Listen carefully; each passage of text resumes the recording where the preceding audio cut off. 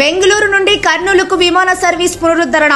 త్వరలో కర్నూలు నుంచి విజయవాడకు విమాన సర్వీస్. నంద్యాల పార్లమెంట్ సభ్యురాలు డాక్టర్ బైరెడ్డి శబరి.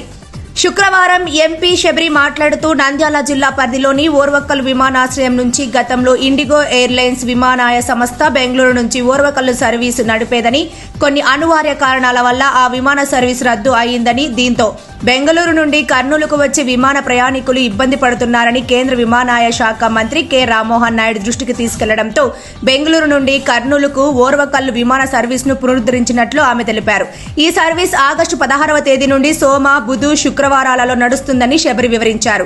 కర్నూలు ఓర్వకల్ విమానాశ్రయం నుండి ప్రస్తుతం చెన్నై టు కర్నూలు, కర్నూలు టు వైజాగ్ విమాన సర్వీసులు నడుస్తున్నాయని, అలాగే కర్నూలు నుండి విజయవాడకు విమాన ప్రయాణికుల డిమాండ్ అధికంగా ఉందని, ఈ సమస్యను కూడా కేంద్ర విమానాయ శాఖ మంత్రి రామ్మోహన్ నాయుడుకు వివరించగా కర్నూలు టు విజయవాడకు విమాన సర్వీసును అక్టోబర్ నెలాఖరులోగా నడిపేందుకు